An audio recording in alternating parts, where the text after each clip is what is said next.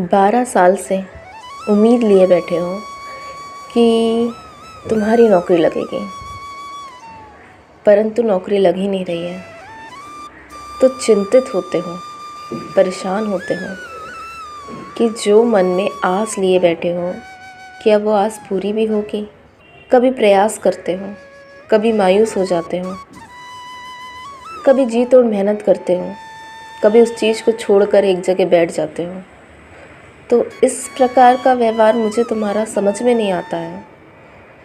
या तो तुम सोच लो कि तुम प्रयासरत रहोगे और तुम अपनी नौकरी हासिल करोगे, और अगर तुम्हें प्रयास नहीं करना है तो फिर तुम ये सोचते क्यों हो कि मुझे नौकरी करनी ही है? छोड़ दो ना उस चीज़ को। करना है तो मन से, लगन से करो। इस प्रकार का व्यवहार मुझे तुम्हारा समझ में नहीं आता। तुम कहते हो बाबा कि मैं पिछले 12 साल से नौकरी की आस लिए मन में बैठा हूँ, परंतु नौकरी मुझे मिलती नहीं। तो ये केवल आस लिए बैठे हो तुम। क्या तुमने कभी सच्चे दिल से, सच्चे हृदय से, क्या तुमने मेहनत की है?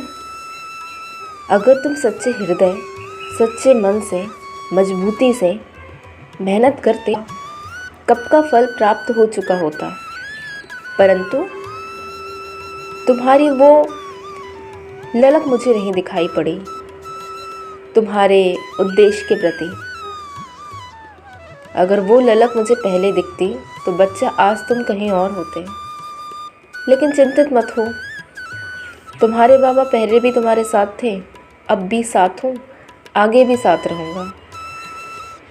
बस बात यह है कि अगर तुम अपनी ज़िंदगी में सुधार लाना चाहते हो तो तुम्हें थोड़ा सा अपनी लाइफ में बदलाव लाना पड़ेगा। ये बदलाव के कारण ही तुम्हारा जीवन बदल पाएगा। तुमको प्रयासरत होना पड़ेगा। तुम्हारा बाबा तुम्हें अभी और समय दे रहे हैं, समय अभी भी है। तुम्हारा बाबा तुम्हें और समय दे रहे हैं। तुम्हारे मन की नेकी को देख जाओ। इस बार ईमानदारी से मेहनत, तुम्हें तुम्हारी ईमानदारी का फल अवश्य ही प्राप्त हो करो। बस तुम्हारा प्रेम और भाव रूपी नमस्कार ही मेरे को प्रसन्नता प्रदान करता है। परेशान मत हुआ करो कि मैं बाबा को समय नहीं दे पा रहा हूँ। तो अब क्या होगा बच्चा, मैं तुम्हारे साथ हूँ, तुम्हारे अंतरस्थ ही हूँ। तुम पूजा में समय नहीं भी दे पा रहे हो तो भी तुम्हारे हृदय में तो तुम्हारे बाबा हैं। तो इस प्रकार की चिंता मत किया करा करो। हर प्रकार की चिंता से मुक्त रहो। मैं हूँ, मैं हमेशा तुम्हारे साथ रहूँगा और सदैव तुम्हारा मार्गदर्शन करता रहूँगा।